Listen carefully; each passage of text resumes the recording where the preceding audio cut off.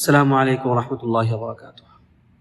আমাকে এখন যারা শুনতেছেন তাদেরকে বলছি, আচ্ছা আপনি একটু ভাবুন তো, একটু গভীরভাবে একা একা বসে একটু চিন্তা করেন।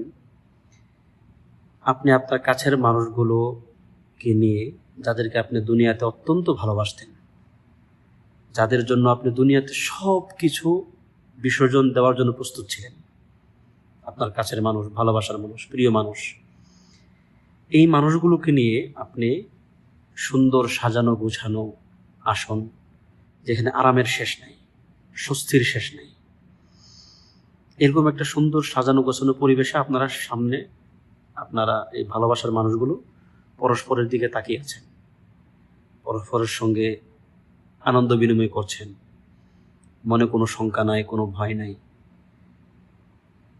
যেই ব্যাপারটা আল্লাহ সুবহানাহু ওয়া তাআলা সূরাতুল মুতাফফিফিনের মধ্যে বলেছেন, তা'রিফু ফি উজুহিহিম নাদরাতুন নাঈম, আপনি তাদের চেহারার মধ্যে তারা যে নিয়ামতগুলো ভোগ করছে তার একটা উজ্জ্বলতা দেখতে পাবেন। আপনি তাদের চেহারার মধ্যে এই নিয়ামতের প্রভাব দেখতে পাবেন।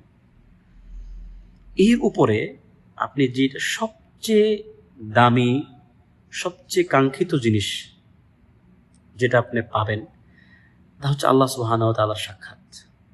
একটু চিন্তা করুন যে আপনি মহান আল্লাহ সুবহানাহু ওয়া তাআলার দিকে তাকিয়ে আছেন,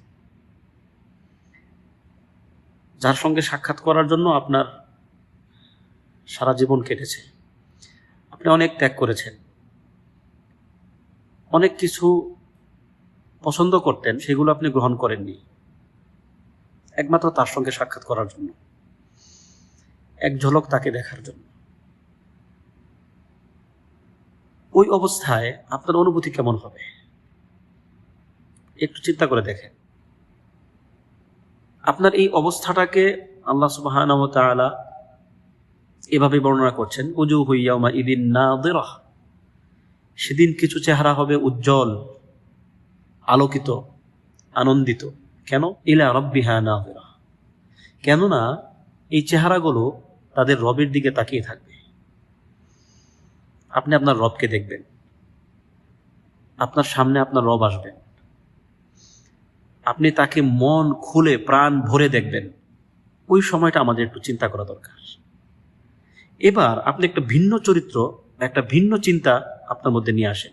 যেই চোখ দিয়ে আপনি আপনার মহান রবকে দেখবেন, আপনার সবচেয়ে কাঙ্ক্ষিত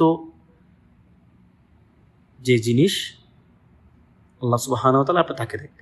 ওই চোখ দিয়ে আপনি কিভাবে তার নিষিদ্ধ বিষয়গুলো দেখেন, ওই চোখ কিভাবে সেই মহান রব অসন্তুষ্ট হন, এমন বিষয়গুলোর দিকে আপনার সেই চোখ যায়। এই ব্যাপারটা আমাদের একটু চিন্তা করা দরকার, আমাদের একটু ভাবা দরকার। আল্লাহ সুবহানাহু ওয়া তাআলার সঙ্গে সাক্ষাৎ, আল্লাহ তাআলাকে দেখতে পারা, এই ব্যাপারটা যেন আমাদের জীবনকে পরিবর্তন করে দেয়। সুতরাং এই অনুভূতিটা আমাদের সবসময় মনের মধ্যে জাগরুক রাখা উচিত। আল্লাহ আমাদেরকে তৌফিক দান করুন।